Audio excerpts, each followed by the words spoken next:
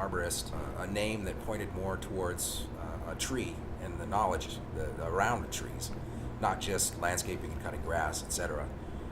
It was just a name that appealed to me as a tree guy. That it's a very old industry. Woodworking is one of the oldest trades that we have, and forestry supports that.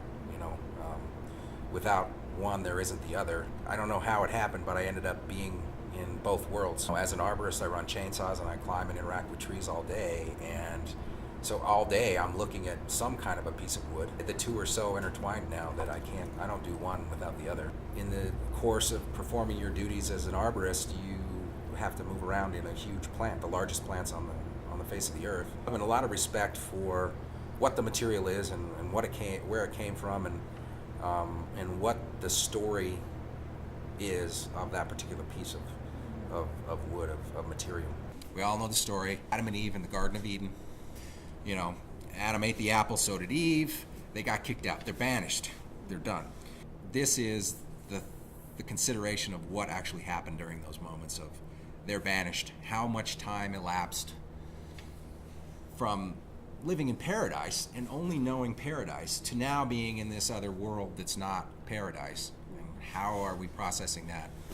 At some point, they took solace in each other's arms. And that was the very first time that the touch of another occurred. We all experience that in our lives.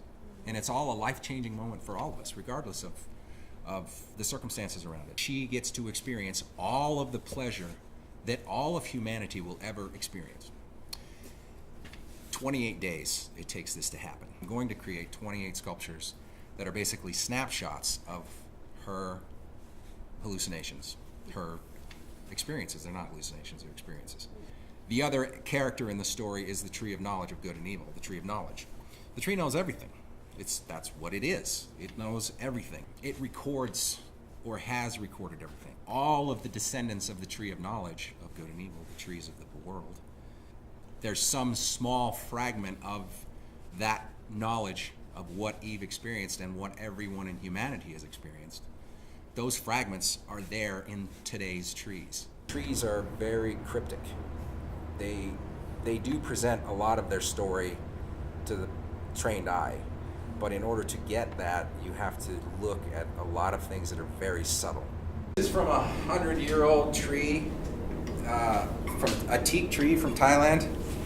And so this is the natural surface of the log, how it was eroded away.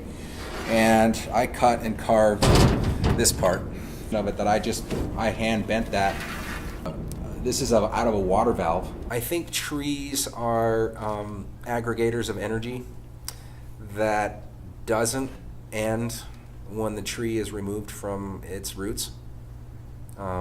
There is biological processes that happen in trees and wood, lumber, slabs, whatever you want to call it.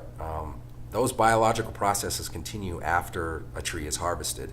It's at a much slower rate and it's much more subtle, but they still occur. And so in that respect, yes, they do have spirits.